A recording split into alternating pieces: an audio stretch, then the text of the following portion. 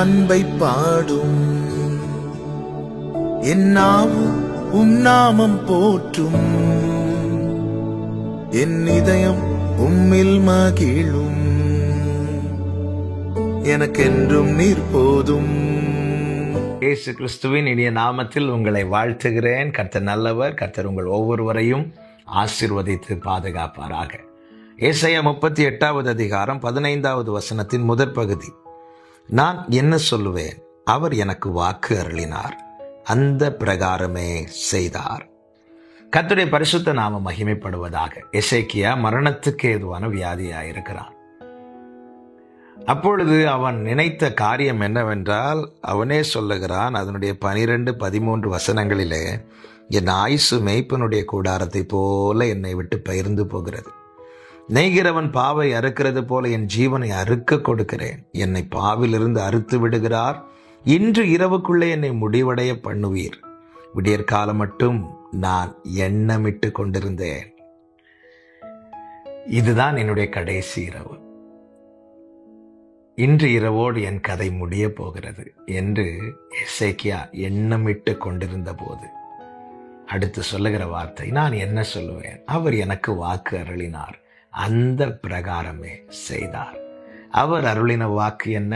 உன் விண்ணப்பத்தை கேட்டேன், உன் கண்ணீரை கண்டேன். ஏதோ உன் நாட்களோட 15 வருடத்தை நான் கூட்டுவேன். என்னை கேட்டுக்கொண்டிருக்கிற அன்பு சகோதரா சகோதரி, பல நேரங்களிலே, பல சூழ்நிலைகளிலே, ஏன் பல இரவுகளில் நாம் நினைத்திருப்போம், இதுதான் என்னுடைய கடைசி என்று, இதோடு எல்லாம் முடிந்தது என்று. ஆனால் அந்த நேரத்தில் கர்த்தர் சமயத்துக்கேற்ற வார்த்தையை தந்ததினால் மாத்திரமே இந்த நாளை நாம் கண்டிருக்கிறோம் என்பதில் எந்த சந்தேகமும் கிடையாது. தேசமெங்கும் பஞ்சம் உண்டான போது சாரிபாத்தில் இருக்கிற விதவை, அவள் 2 விறகுகளை பொறுக்க போகிறாள். ஏன் 2 விறகுகளை பொறுக்க போகிறாளாம்? வீட்டில் கொஞ்சம் எண்ணெயும் கொஞ்சம் மாவு இருந்தது.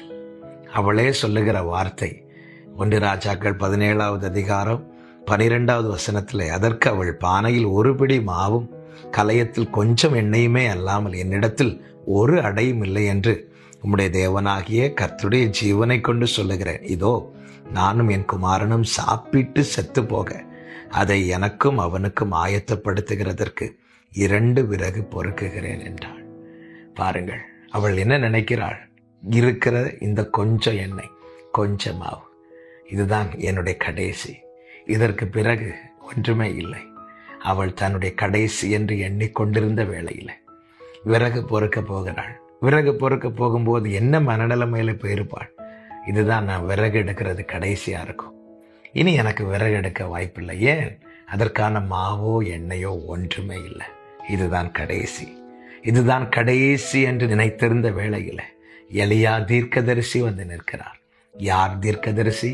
கர்த்தருடைய வாயாயிருந்து செயல்படுகிறவன், அதாவது கர்த்தருடைய வார்த்தையை சுமந்து வருகிறவன்.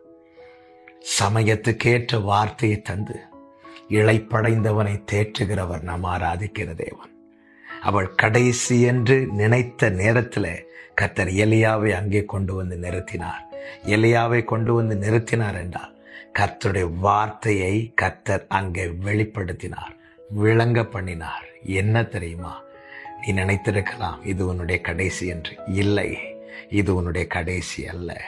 அதை தான் எசேக்கியா சொல்லுகிறான். நான் இனி என்ன சொல்லுவேன்? நான் நினைத்தேன் நேற்று இரவோடு என் கதை முடியும் என்று. ஆனால் இந்த நாளை நான் கண்டிருக்கிறேன். காரணம் என்ன?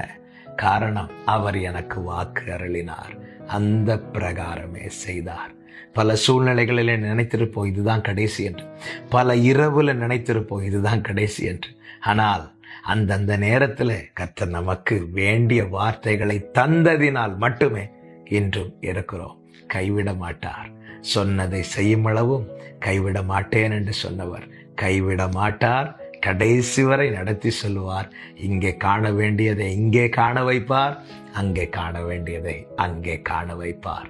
பல நேரத்தில் இப்படிப்பட்ட நெருக்கத்துக்குள்ளாய் நீங்கள் வரும்போது கடந்து வந்த பாதையை திரும்பி பாருங்கள்.